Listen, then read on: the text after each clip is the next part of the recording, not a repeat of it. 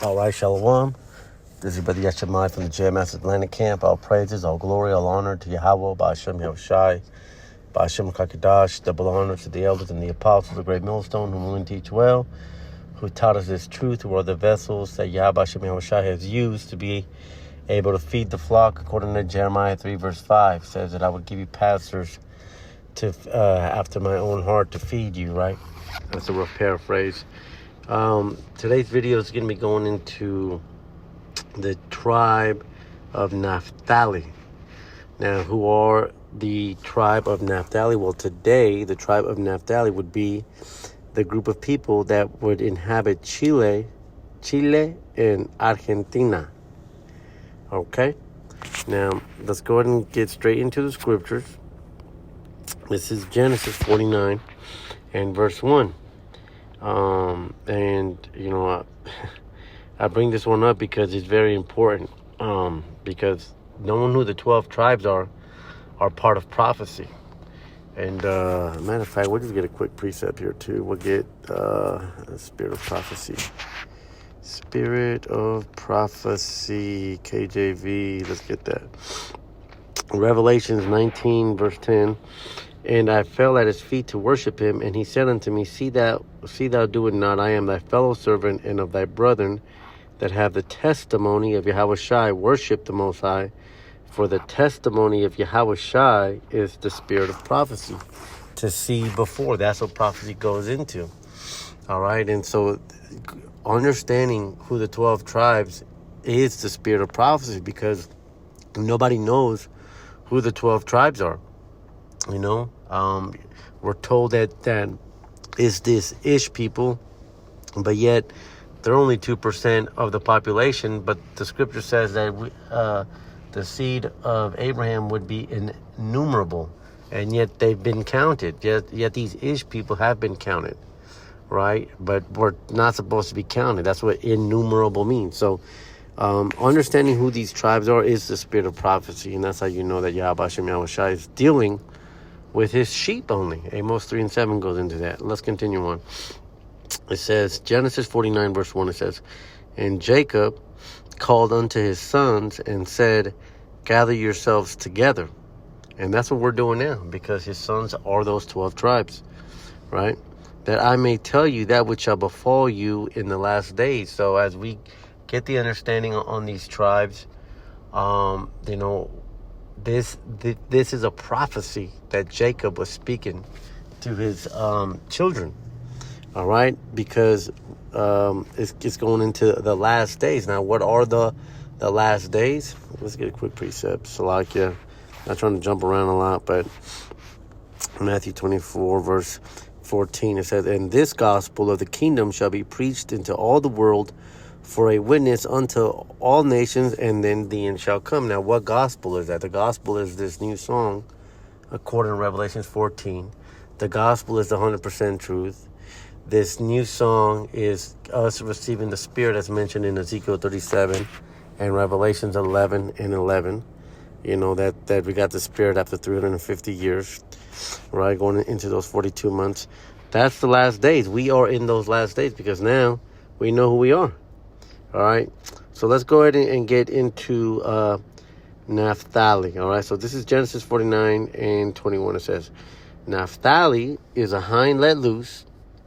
He giveth goodly words.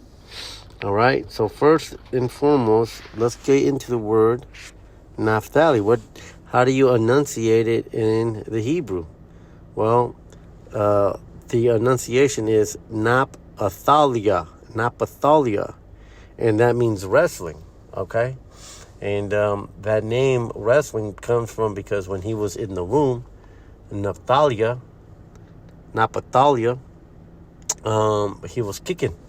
He was kicking in the womb, you know, a very lively person, which goes in to what the description of Naphtali is. He's a hind let loose. Now, let's get the understanding on that. What is a hind let loose? If somebody was to describe, a person or a group of people as a hind let loose, what's the first thing that comes to mind? A deer, okay? for example, or a deer or a roe, if you want to be specific on these animalistic terms. So what does a deer do? Well, if you've ever seen a deer, the deer saw you before you saw it, right? And what's the deer do? It runs. It navigates through. If you've ever seen a deer, it just goes wherever. It knows exactly where it's running. It takes off at full speed, and it knows the land. All right. So Naphtali, that's how Naphthalia is described as. All right. And so one of those things that he's described as, we'll get straight into it, is the gaucho. Okay, let's go and get into it. This is the Wikipedia. I'm not going to read the whole thing, but we are going to get a couple of the points here. It says, a gaucho is a skilled horseman reputed to be brave and unruly. All right, going into unruly. Again, what is a hind let loose? It's free to roam the land. It goes wherever. It can run. It's just there's no stopping it, and that's what the gaucho is here. They were people that were living off of the land. Let's continue on. It says, the figure of the gaucho is a folk symbol of Argentina, Paraguay, Uruguay, Rio Grande, Brazil, Bolivia, and Chile. All right. It says gauchos became greatly admired and renowned in legend, folklore, and literature, and became an important part of the regional cultural tradition beginning late in the 19th century. After the heyday of the gauchos, they were celebrated by the American writers. And so here we have a man, and what do we see? We see a man with a full beard, right? And then we see, I don't know, based on the quality of this image, I mean, I don't know if I'd call those fringes, but you can see, parts of ourselves, within this. Okay? Let's continue on. It says, according to Diccionario de Lengua Española, which is the dictionary in the Spanish language, in its historical sense, a gaucho was a mestizo who in the 18th and 19th centuries inhabited Argentina, we just read those, and was a migratory horseman. A migratory horseman. Again, going back to that hind let loose. And this is a traditional folklore. This is a tradition among the Argentinians and the Chileans, which are Naphthalia. Okay, so we can see through the spirit that this is part of the 12 tribes of Israel. So let's continue on. It says, in adept in cattle work in Argentina and Uruguay today, gaucho can refer to any country person experienced in traditional livestock farming. Going into the hind let loose, it says, because historical gauchos were reputed to be brave, if unruly. Again, going back to that hind let loose. If unruly, the word is also applied metaphorically to mean noble, brave, and generous. Noble, brave, and generous. Let's remember those words on the next verse, which we're going to get into Deuteronomy 33. It says, noble, brave, and generous, but also one who is skillful in subtle tricks and crafty. All right, which, our forefather is Yaiquab, right? Which his name means supplanter, right? It says, so in Portuguese, the word, and I bring that up to say one who is skillful in subtle tricks and crafty. It says in Portuguese, the word gaucho means an inhabitant of the plains of the Rio Grande do Sul, or the Pampas of Argentina, of European and indigenous American descent, who devotes himself to lassoing and raising cattle and horses, again, living off the land. Gaucho has also acquired a metonymic signification in Brazil, meaning anyone, even an urban dweller. Again, urban dweller, kind of like, makes you think of like a a transient, I guess, who is a citizen of the state of the Rio Grande do Sul, or urban dweller, just free. Going into that hind, let loose. Now, let's go back here and let's get that word hind, all right? Hind. I should have got this earlier. But the word in the Hebrew is ayala, all right? And that, like I had mentioned earlier, salakia, but yeah, I should have brought this up earlier.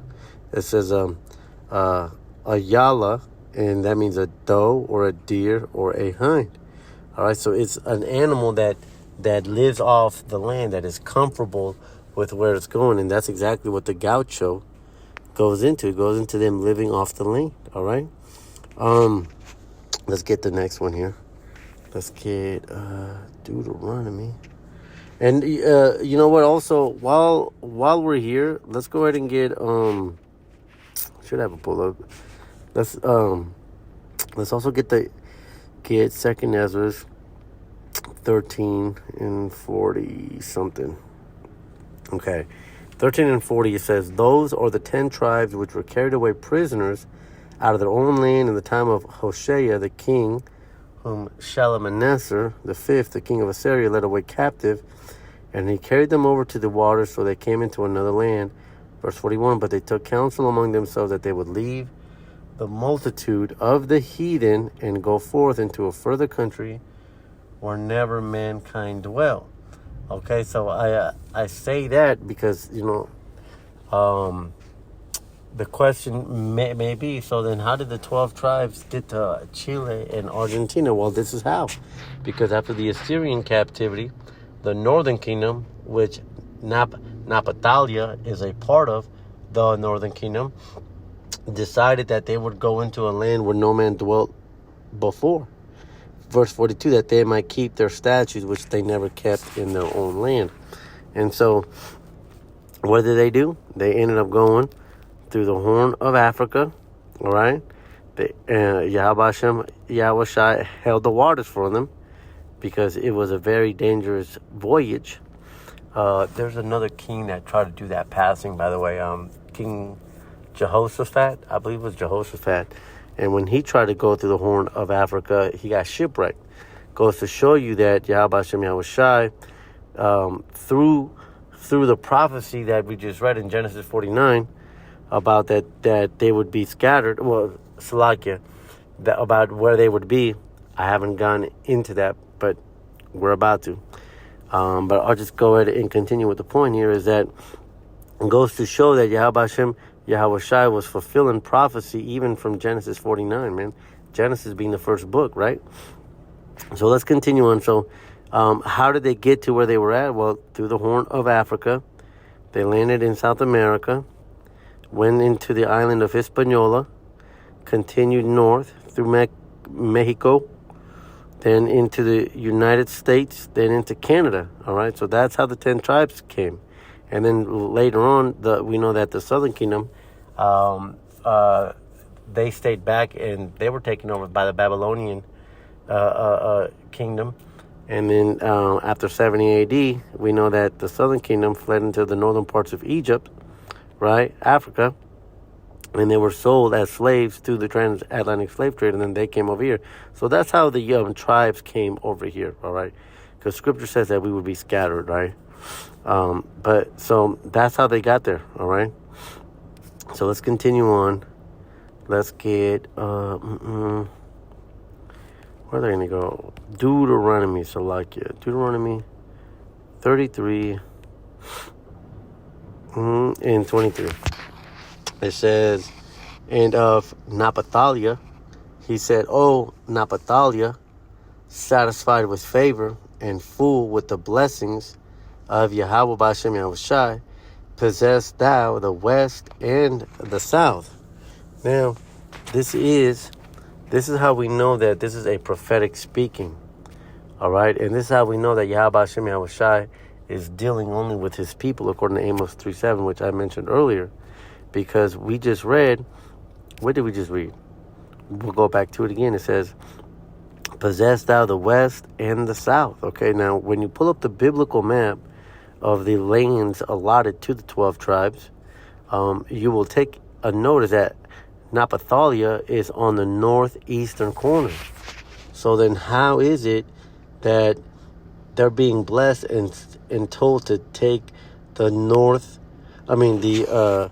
what is that right here? Salakia, to possess the west and the south. What? Were they going to take over Judah and Simeon? No. We know that Judah is the head tribe, right? So what's it talking about?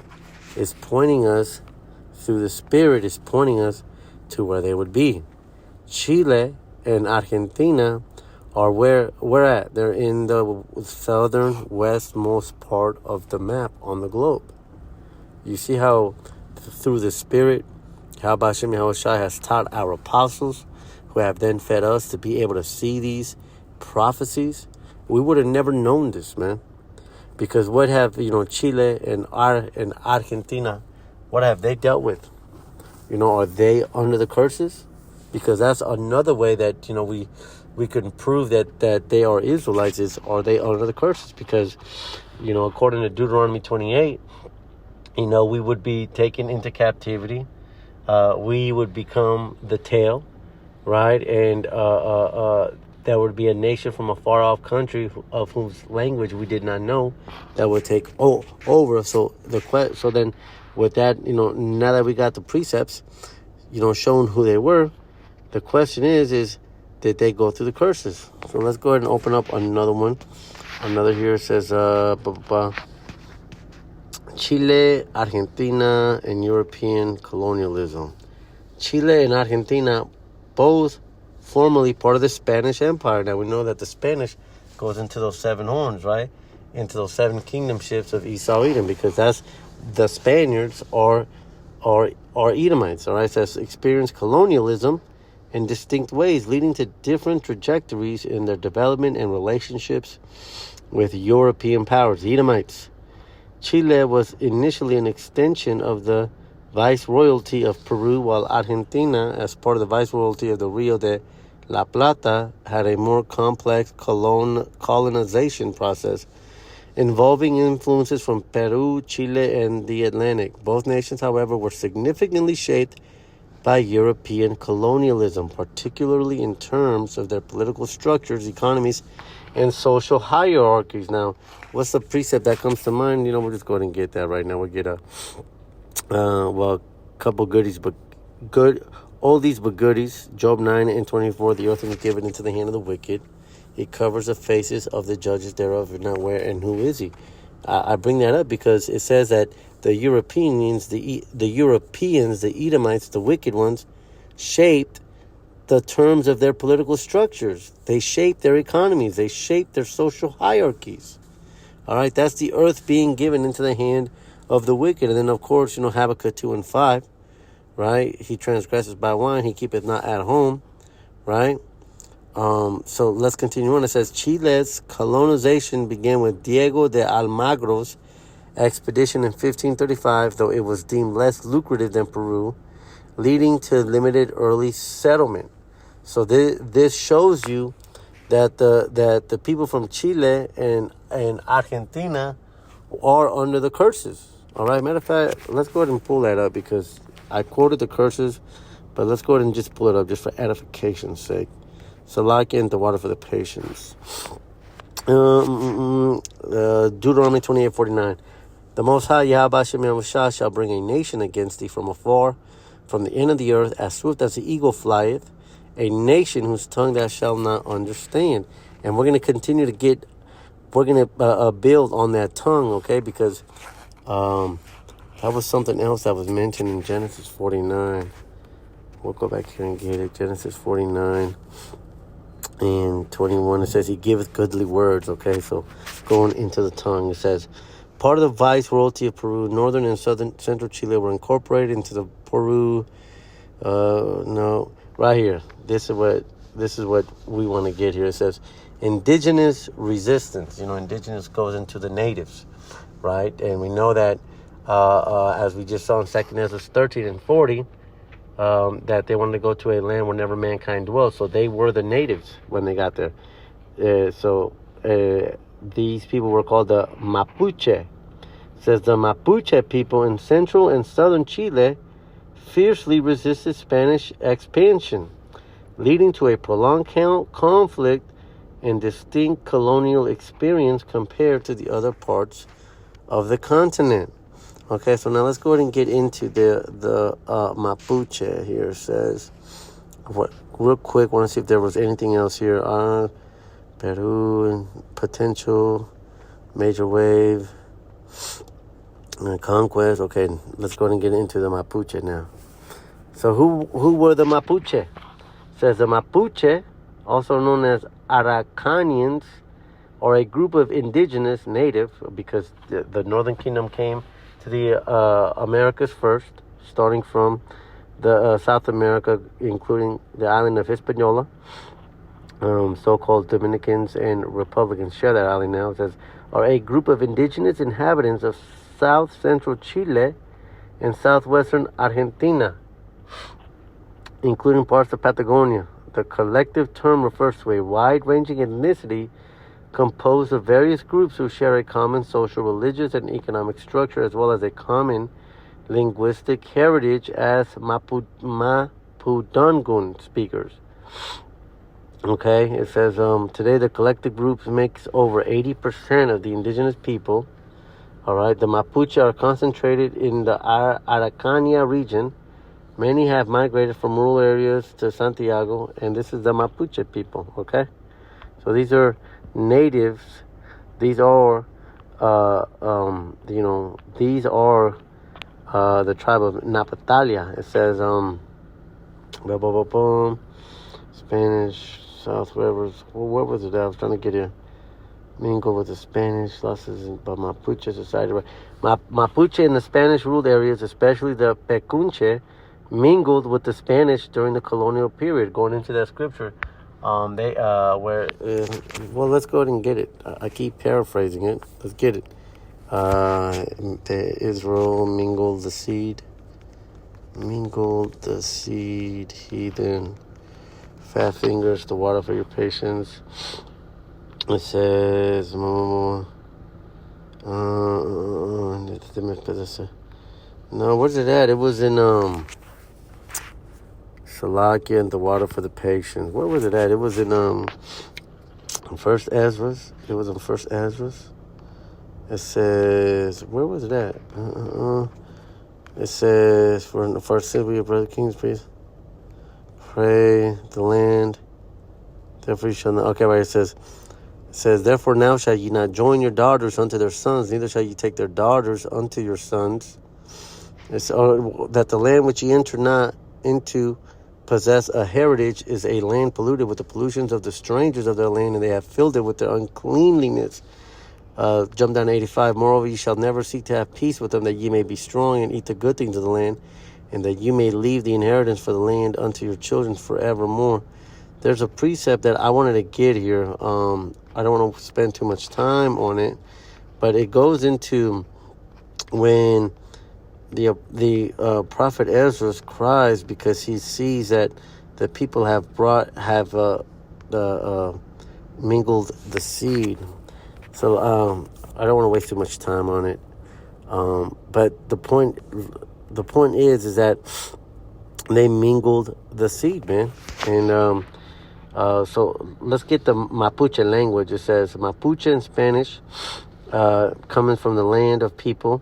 It says speech, meaning the speech of the land, also is either a language isolate or member of the small Araucanian family from the Hueliche, spoken in southern Chile and west central Argentina by the Mapuche people.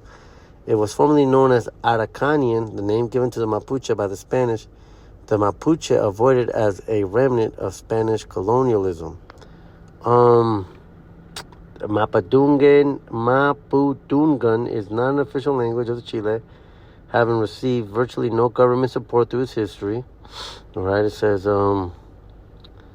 Mapuche speakers. Well, the point here that I wanted to get was going into their speech, man, because their speech is something that the Edomites have tried to wipe away from them, but to this day they are still, holding on to their native tongue. And I say that because it mentioned here, it says he gives goodly words, right?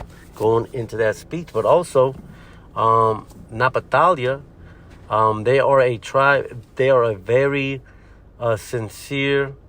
Their way of speech, because and I can attest to this too, because as a so-called Issacharite, you can pick up faster on different variances of Spanish. Like Mexicans from Mexico per se will speak Spanish a different way than Salvadorians per se. It's just like there's more twang, there's more a slang, there's different words. But one thing about Chile and Argentina is that their speech, their verbiage is much more polite. Like, for example, Spanish from Mexico City, the tribe of Issachar, would be like the greeting would be like, ¿Cómo estás? How are you? But the greeting from like Chile or other parts of the Spanish world would be like, bienvenido, con qué le puedo ayudar, or like, welcome, of how may I be of service to you, per se. So that's what that's going into. Is it going into those goodly words, man? The polite, the humbleness, and that's why I wanted to bring out the Mapuche language also too, because it's also going into the tongue. But that's pretty much it for the tribe of Napthali. Again, I know I said it earlier, but I'll go ahead and say it again. Napthali or the Chileans and the Argentinians. Hopefully this has been edifying, and until the next one, shalom.